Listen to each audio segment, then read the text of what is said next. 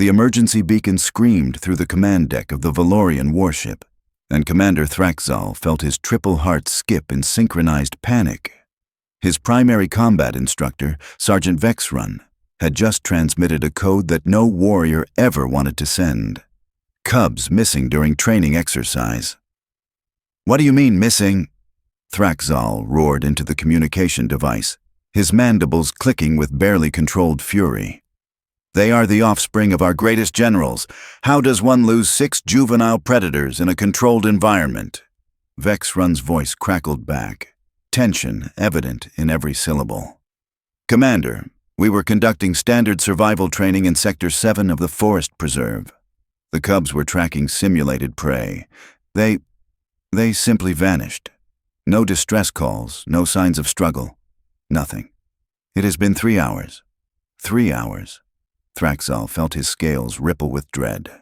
The Cubs in question were not ordinary trainees. They represented the future elite of Valorian military command. Young Krell, son of General Mazdar. Little Syra, daughter of Admiral Fentok. 4 others, each from bloodlines that stretched back through centuries of conquest and glory. To lose them would mean disgrace, possibly execution, definitely the end of his career.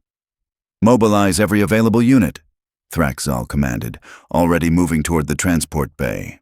"Scan the entire sector, use thermal imaging, scent trackers, everything, find them." "Already done, sir. That is the problem." Vexrun paused, and Thrak'zal could hear him swallow hard. "We have found them." "Then what is the issue?" "You need to see this for yourself, Commander. Words will not. I cannot adequately describe the situation." 20 minutes later, Thrak'zal stood at the edge of a clearing in the Forest Preserve, surrounded by 30 heavily armed soldiers, all of whom looked equally confused and uncomfortable. Vexrun stood beside him, gesturing toward a small structure barely visible through the trees. "There," the sergeant said quietly. "They are in there, with a human." "A human?" Thrak'zal felt his blood temperature drop. Humans were relatively new to the galactic community, having only joined the Federation 3 cycles ago. They were classified as Class 3 sentients, primitive mammals from a death world called Earth. Harmless enough in diplomatic settings, but their presence here made no sense. "What is a human doing in our training preserve?" "This is restricted military space." "That is the secondary mystery, Commander. The primary mystery is what the Cubs are doing."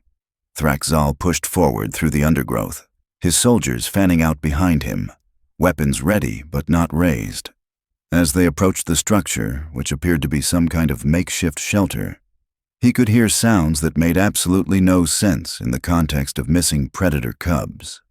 Soft snoring, gentle breathing, the occasional tiny squeak that Valorian young made when they were deeply, contentedly asleep. "Hold position," Thrak'zal commanded his troops, moving forward alone. He stepped around a tree and finally saw into the shelter. The human sat with its back against a moss-covered log, surrounded by what appeared to be hastily gathered blankets and cushions. All 6 missing cubs were piled on and around the human like some kind of bizarre, scaled sculpture. Little Krell was draped across the human's lap, one of his tiny arms wrapped around the creature's torso. Syra was curled against the human's left side, her head tucked under its arm. The other 4 cubs were arranged in various positions of complete relaxation, some snoring, some simply breathing in the deep, rhythmic pattern of exhausted younglings in perfect safety.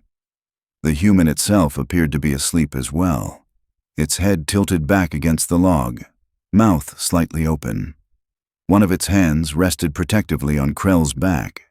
The other was tangled in Syra's developing crest scales. Thrak'zal stood frozen, trying to process what he was seeing. These cubs were trained from hatching to be fierce, independent, dangerous. They came from bloodlines of warriors who had conquered 17 star systems. They should be tracking prey, practicing combat maneuvers, honing their predatory instincts. Instead, they were napping on a human, like domesticated pets. "Sir?" Vexrun whispered from behind him. "What are your orders?" I do not know, Thrak'zal admitted, feeling his carefully constructed military authority crumbling. Wake them? We tried that, Commander. Watch. Vexrun picked up a small stone and tossed it into the shelter. It landed with a soft thunk near the sleeping pile. Little Krell's eyes opened immediately, those bright orange orbs that should have been filled with predatory alertness. Instead, the cub looked at the stone, looked at the gathered soldiers, then looked up at the human's sleeping face. Krell made a soft chirping sound, snuggled deeper into the human's lap, and closed his eyes again. By the ancestors, Thrak'zal breathed. This is impossible. It gets stranger, sir, Vexrun said. We pulled surveillance data from the training monitors. The cubs encountered the human approximately 2 hours and 47 minutes ago. They approached in standard hunting formation, perfectly executed. The human apparently did not notice them at first. Vexrun pulled up a holographic display showing grainy footage from the forest cameras. Thrak'zal watched as the 6 cubs, moving with impressive coordination for their age, surrounded the human, who appeared to be eating something from a small container while sitting on a fallen log. What happened next? Thrak'zal asked, transfixed. The human noticed them. It did not run. It did not call for help. It did not display any fear response at all. Vexrun fast-forwarded the footage slightly. It said, and I have reviewed the audio translation 17 times to be certain. Oh, wow, you guys are adorable. On the screen, the human reached out one hand toward young Syra, who was closest. The cub, following her training, should have snapped at the appendage, establishing dominance. Instead, Syra leaned into the touch as the human scratched behind her auditory ridges. Adorable, Thrak'zal repeated flatly. It called the future elite of our military adorable. Yes, sir. Then it offered them food. The footage showed the human pulling out what appeared to be strips of some kind of preserved meat from its container. The cubs, trained to refuse food from unknown sources, immediately abandoned all protocol and accepted the offerings. Within minutes, all 6 were eating directly from the human's hands. What kind of meat was it? Thrak'zal demanded. Some kind of sedative, mind control substance? Beef jerky, according to chemical analysis. Dried muscle tissue from earth cattle. No unusual compounds, just meat. Well-seasoned meat, apparently. Thrak'zal watched the rest of the footage in stunned silence. After feeding the cubs, the human had simply continued sitting there, and the cubs had not left. They had climbed on the human, investigating it with the curious intensity of younglings encountering something new and interesting. The human had laughed, a sound that seemed to delight the cubs, and had begun petting them, like domestic animals. And the cubs, these fierce predators in training, these descendants of legendary warriors, had melted like ice crystals in sunlight. Within 20 minutes, all 6 were in various states of relaxation. Within 30, they were all asleep. The human built that shelter around them, Vexrun continued. It used emergency supplies from what appears to be a camping pack. It has been sitting there for over 2 hours, not moving because, and this is a direct quote from when we finally established audio surveillance, I am not going to wake up sleeping babies. Are you insane? Thrak'zal felt a headache forming behind his primary eyes. The human thinks they are babies. The human knows they are babies, sir. It scanned them with a portable datapad. It knows they are Valorian cubs. It knows they are part of a training exercise. It knows we are probably looking for them. It does not care. It said, and again I quote, "If you want your kids back, you can wait until they wake up naturally, because I will fight anyone who disturbs nap time." It threatened us. It threatened the entire concept of premature waking, sir. Thrak'zal rubbed his temples with both primary hands. This was rapidly becoming the strangest crisis of his military career, and he had once had to negotiate with a species that communicated entirely through interpretive dance. What do we know about this human? Vexrun consulted his datapad. Name is Marcus Webb. Age 32 standard cycles. Occupation listed as wildlife rehabilitation specialist on Earth. Currently on sabbatical, traveling through Federation space as part of a cultural exchange program. Has clearance to be in this sector, apparently signed off by Admiral Fentok himself 3 months ago for some kind of ecological survey. Admiral Fentok, Thrak'zal said slowly. Father of Syra, who is currently sleeping on this human. Yes, sir. Did the Admiral know this human would be in the training preserve today?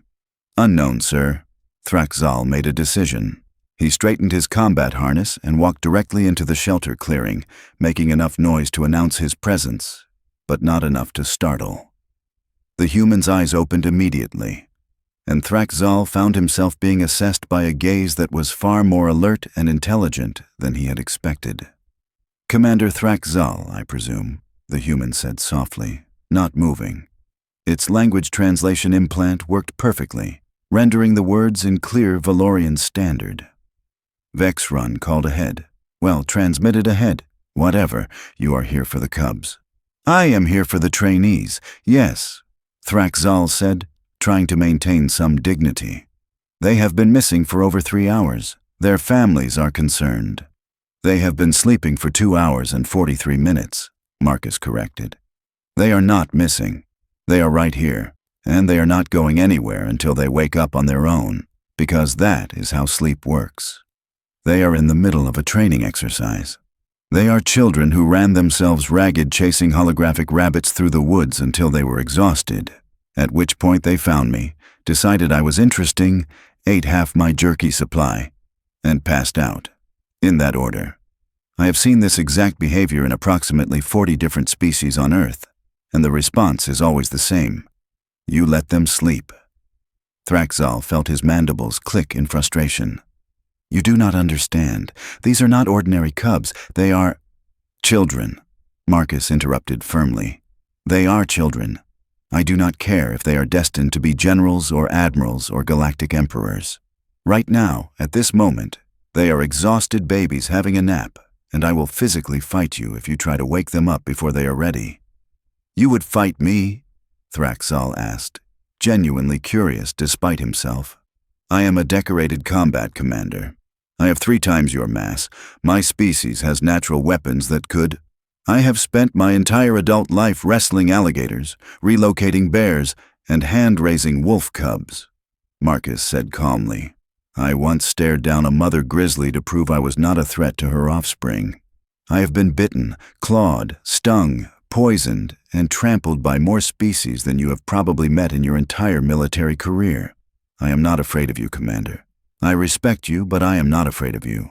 And more importantly, these babies trust me right now, and I will not betray that trust by letting someone drag them back to war games before they have had proper rest.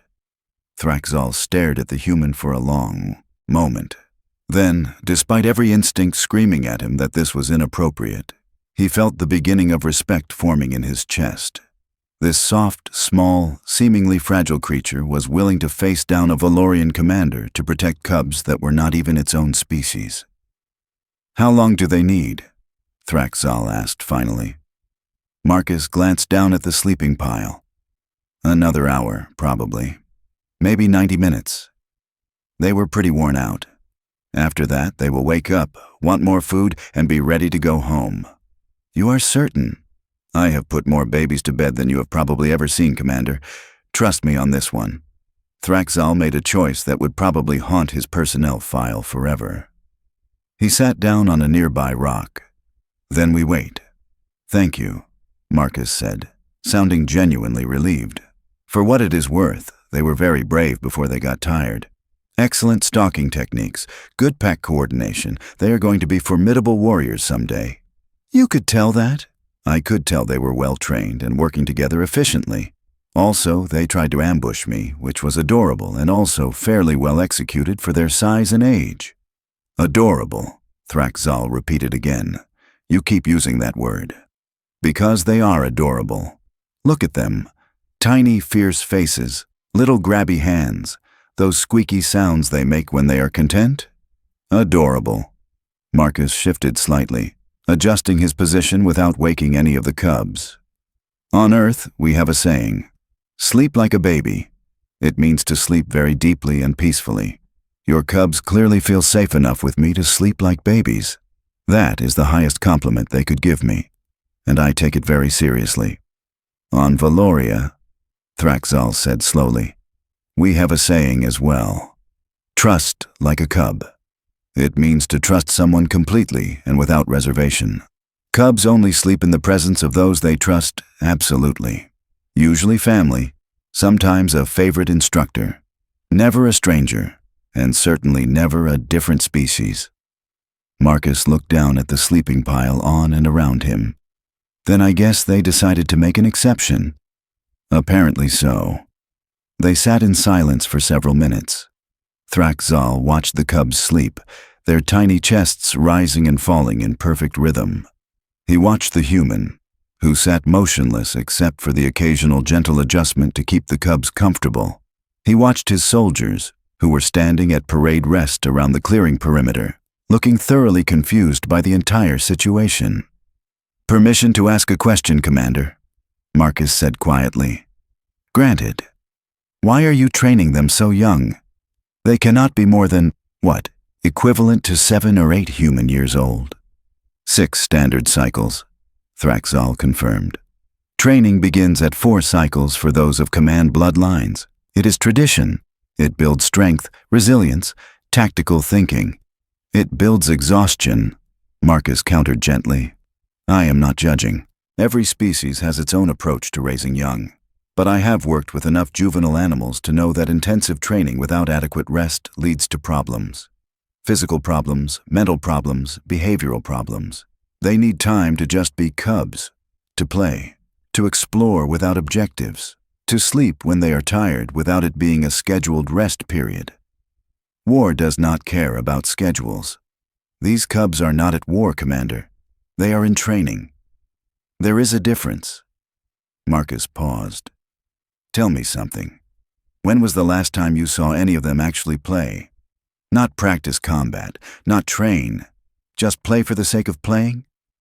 Thrak'zal opened his mouth to answer, then closed it again. He could not remember. Training schedules were rigorous. Every waking hour was accounted for. Combat practice, tactical studies, physical conditioning, survival skills. No time was allocated for purposeless activity. That is what I thought, Marcus said, reading his silence correctly. They are not machines, Commander. They are living beings, young living beings. If you push them too hard, they will break.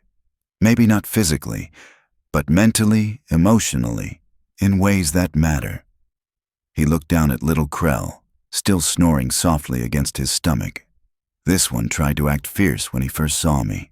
Puffed up his scales, showed his baby teeth, made these growly sounds. Classic threat display. But then I offered him food and attention, and he just collapsed. Like he had been holding himself together with pure willpower and finally felt safe enough to let go. Krell is the son of General Mazdar, Thrak'zal said. The general expects excellence. The general should expect a healthy, well-adjusted cub who grows into a healthy, well-adjusted adult, Marcus replied. Excellence built on exhaustion is not excellence. It is a liability. Thrak'zal wanted to argue. He wanted to defend the training methods, the tradition, the entire system that had produced generations of legendary warriors. But he looked at the cubs, sleeping so deeply and peacefully with this strange alien, and he could not find the words. Instead, he asked, "What would you do differently?" Marcus considered the question carefully. I would give them time to be young, build in play periods, actual unstructured time where they can explore and learn and interact without objectives.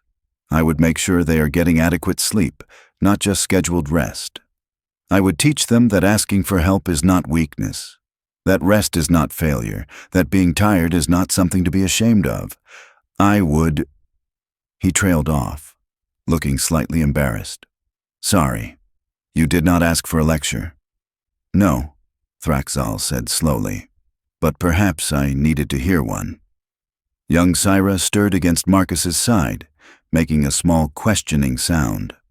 Without thinking, Marcus began gently stroking her crest scales, and she settled immediately back into sleep. The gesture was so automatic, so natural, that Thrak'zal felt something shift in his understanding. This human, this soft creature from a Class 3 planet, understood something that generations of Valorian military training had overlooked. Cubs were not small warriors. They were cubs, and they needed to be treated accordingly. "When they wake," Thrak'zal said carefully, "would you be willing to speak with the training staff about your observations?" Marcus looked surprised. "You want my input?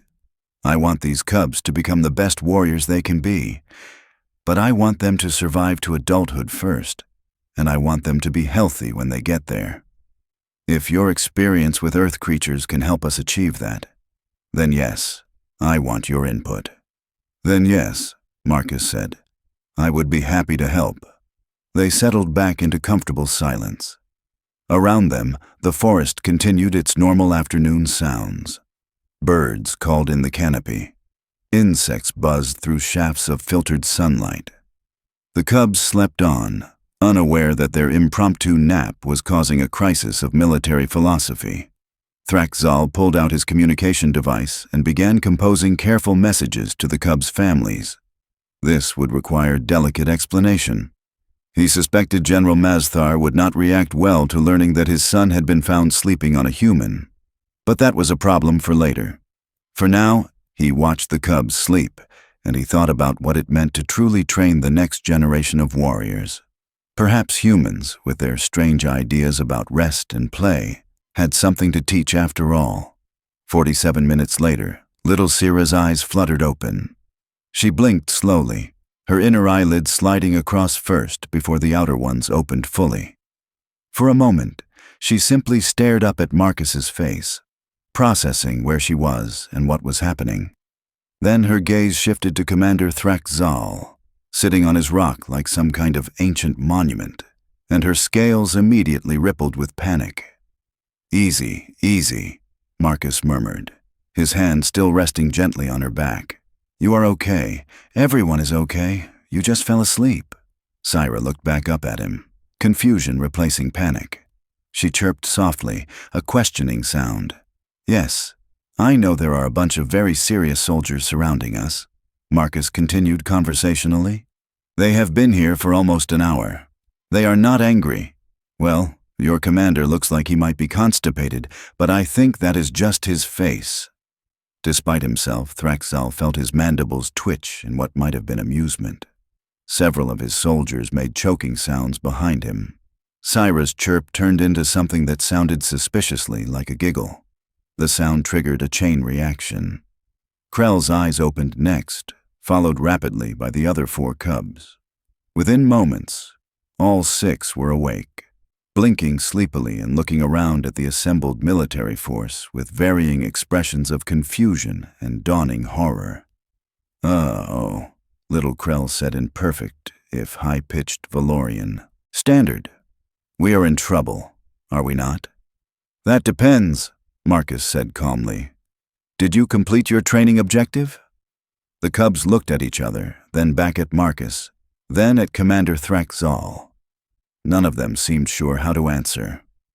"Your objective was survival training," Marcus continued. "You were supposed to track prey, practice stealth, and demonstrate self-sufficiency in an unfamiliar environment. Did you do those things?"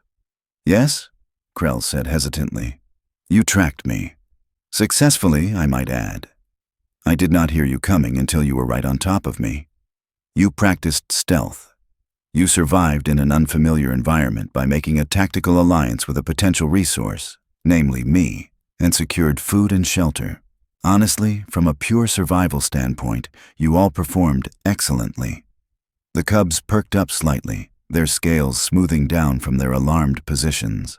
"The fact that your resource turned out to be a marshmallow who gave you jerky and let you nap is beside the point," Marcus finished. "You survived. Objective complete." Thrak'zal watched this interaction with fascination. The human had just reframed the entire situation, turning what should have been a disciplinary disaster into a successful training outcome. It was manipulative, clearly, but also Not wrong. The cubs had demonstrated excellent survival instincts by securing a safe food source and shelter. However, Marcus continued, his tone shifting slightly, you also scared a lot of people by disappearing without communicating your location. That was not good survival practice. If I had been actually dangerous, no one would have known where to find you. The cub's scales drooped again, properly chastised. So here is what we are going to do, Marcus said. You are going to apologize to your commander for causing concern.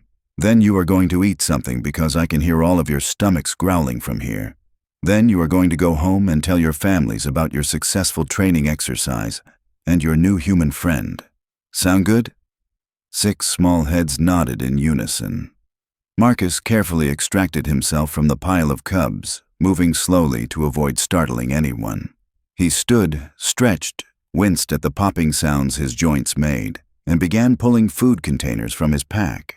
I have more jerky, some kind of nutrition bars that are supposed to be berry-flavored, and something called trail mix that is honestly just organized chaos in food form. Help yourselves. The cubs descended on the food with the enthusiasm of youngsters everywhere, suddenly ravenous after their nap.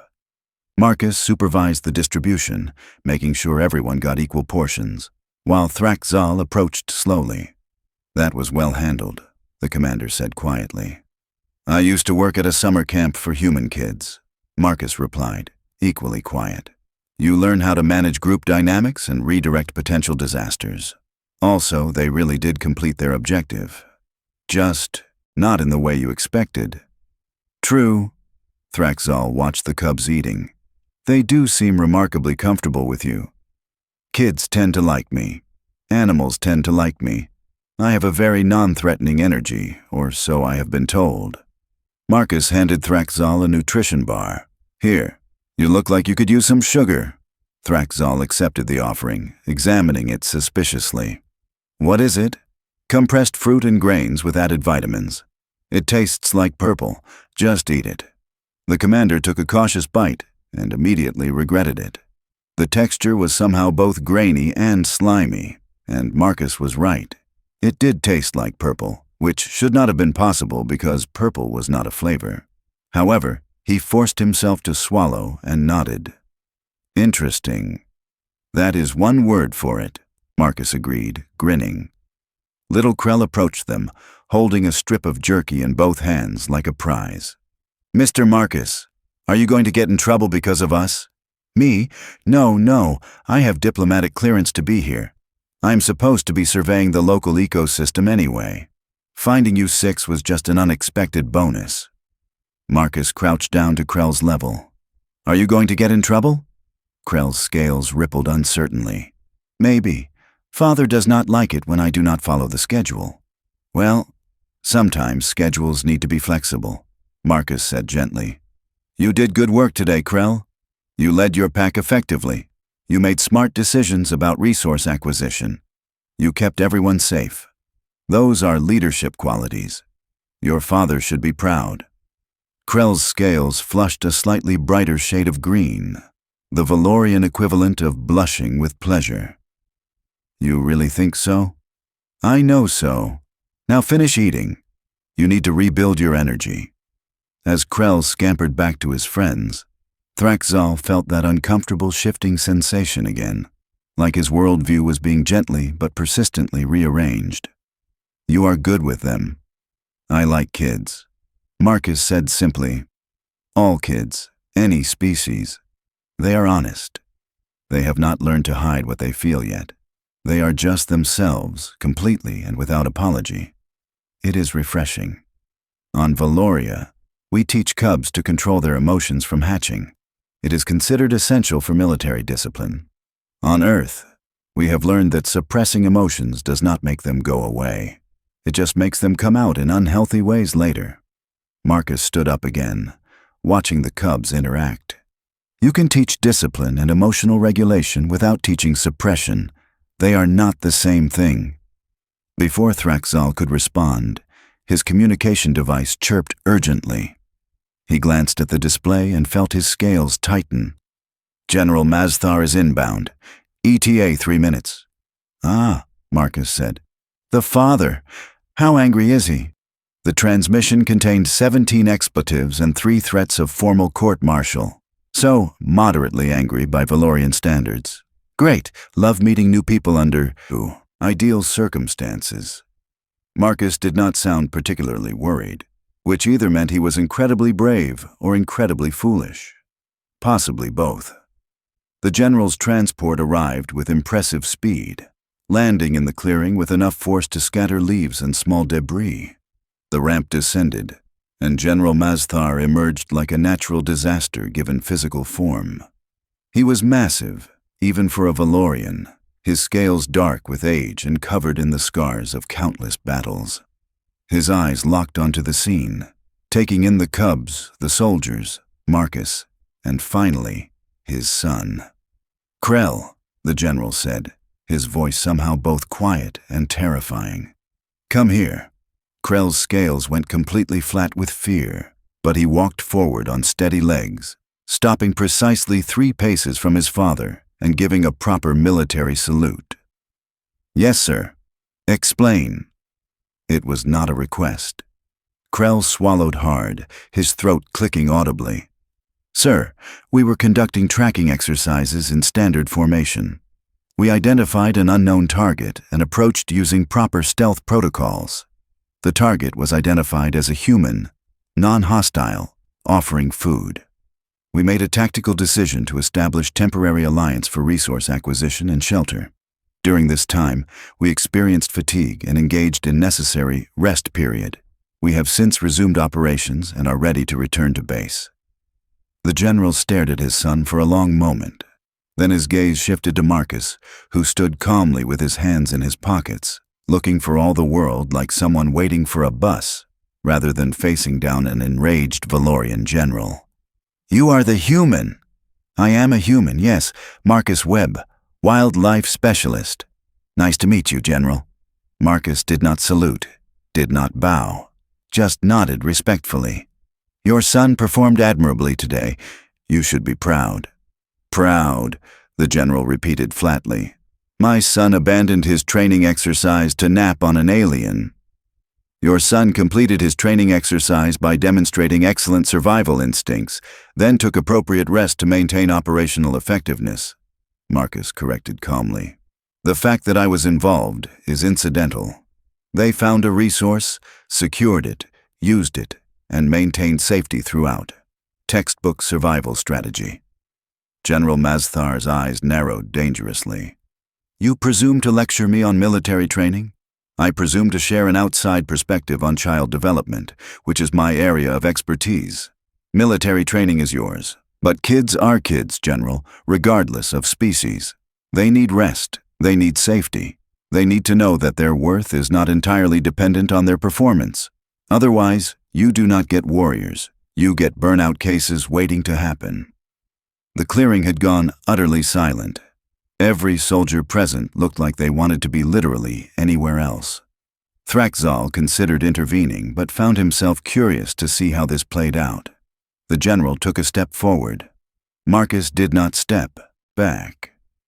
They stood eye to eye, or rather, eye to chest, since the general towered over the human by at least 2 feet.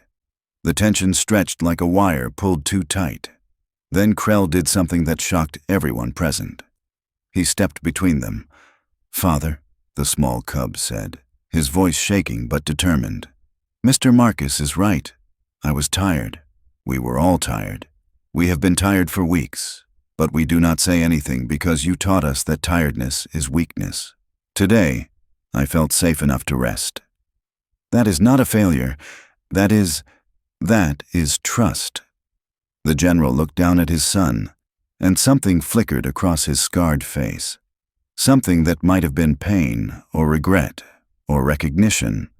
He reached down and, very gently, placed one massive hand on top of Krell's head. "You were tired," he said quietly. "Yes, sir." "For weeks." "Yes, sir." "And you did not tell me." "No, sir. You do not like excuses." The general closed his eyes briefly. When he opened them again, he looked at Marcus. "How long were they asleep?" 2 hours and 43 minutes, Marcus replied. "Deep sleep," REM cycles, the whole package. They needed it badly. And they felt safe with you, a complete stranger. They did. I am not entirely sure why. But yes, I know why, the general said slowly. Because you did not expect anything from them. You did not demand performance. You simply offered safety and allowed them to take what they needed. He looked around at the other cubs, who were clustered together, watching the adults with wide eyes. Come here, all of you. The cubs approached hesitantly. The general knelt down, bringing himself to their level, and looked at each of them in turn.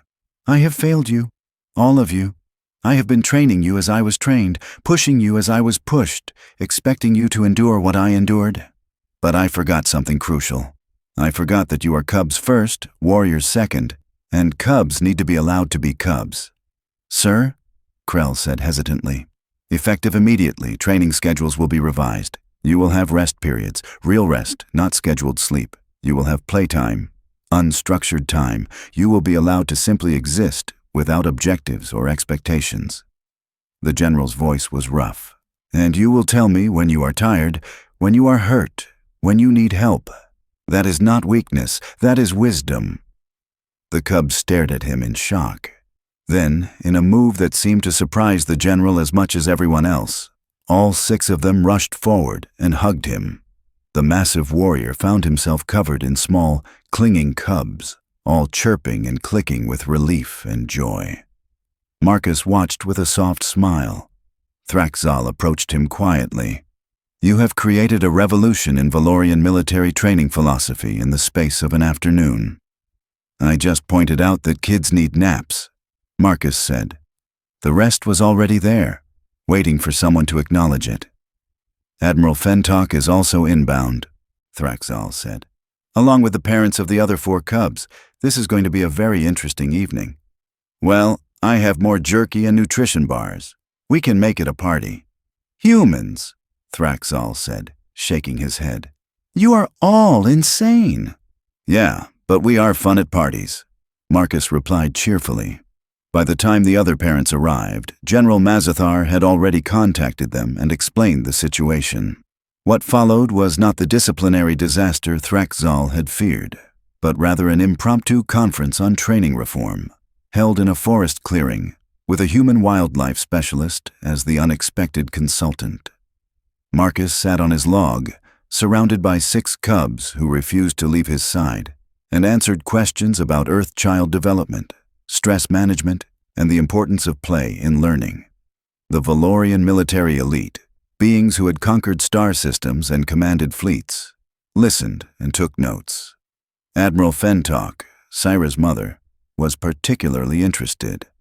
On Earth, how do you balance preparing young for difficult futures while still allowing them to enjoy their youth?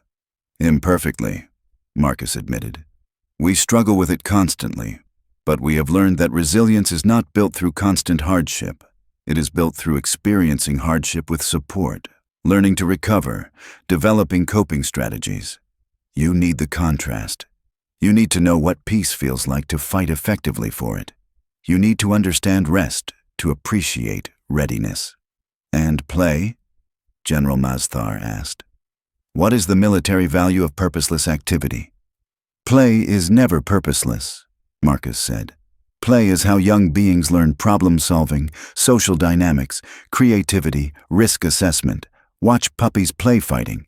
They are learning combat techniques, yes, but also learning boundaries, communication, when to push and when to yield. Cubs playing tag are learning pursuit and evasion tactics. Cubs building things are learning engineering principles. The learning is real.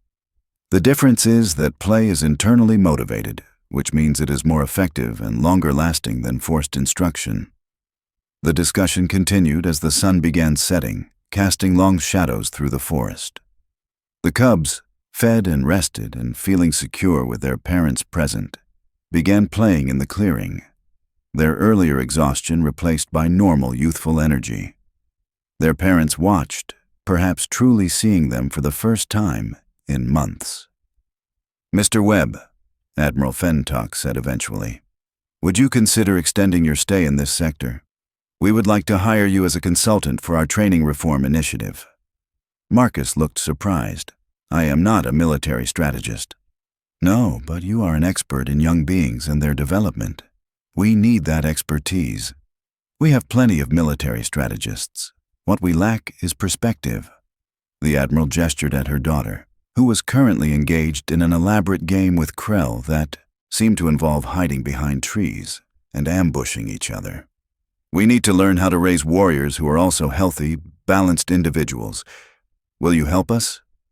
Marcus looked at the playing cubs, then at the gathered parents and officers, then back at the cubs again.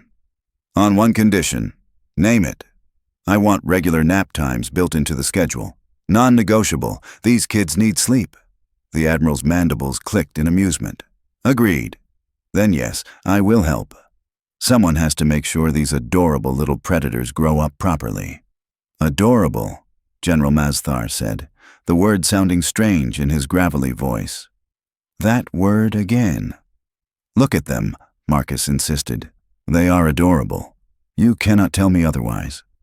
The general looked at his son, who was currently attempting to climb a tree and failing spectacularly, chirping with frustration. Despite himself, the general's expression softened. Perhaps they are, at that. As night fell completely, the gathering finally broke up. The cubs were collected by their respective parents, though not without protest and promises to visit Mr. Marcus again soon. Krell hugged Marcus fiercely before leaving, whispering, "Thank you for letting us rest." "Anytime, little warrior," Marcus whispered back. "Anytime." Finally, only Thrak'zal and Marcus remained in the clearing. The commander looked at the human with something approaching respect. "You have changed everything today. You know that, correct?" "I let some tired kids take a nap," Marcus said. "Everything else was already there, waiting to happen. I just provided the excuse." "Perhaps, but sometimes an excuse is all that is needed to allow change." Thrak'zal extended his hand in the human gesture of respect he had learned. "Thank you, Marcus Webb." Marcus shook the offered hand. "Thank you for listening. Not many military commanders would have. Not many military commanders have had their entire training philosophy dismantled by sleeping cubs and a stubborn human." Thrak'zal's mandibles clicked in amusement. "It has been an educational day. Those are the best kind of days." As Marcus gathered his camping gear and prepared to be escorted back to proper guest quarters, he looked up at the alien stars visible through the forest canopy. He had come to this sector expecting to catalog plants and maybe see some interesting wildlife. He had not expected to accidentally revolutionize military training by facilitating nap time. But then again, he thought, some of the best and most important work happened by accident. Those cubs had needed rest, safety, and someone who saw them as children first and warriors second. He had provided that, and in doing so, had reminded an entire military culture that strength without balance was just brittleness waiting to break. Not a bad day's work for a wildlife specialist from Earth. Somewhere in the forest, a nocturnal bird called out. Marcus smiled, shouldered his pack, and followed Commander Thrak'zal toward the transport that would carry him to his next adventure. Behind them, the clearing where 6 cubs had felt safe enough to sleep would become something of a legend in Valorian military history. The place where everything changed, because someone cared enough to let children be children. And really, Marcus thought, that was all it had ever taken.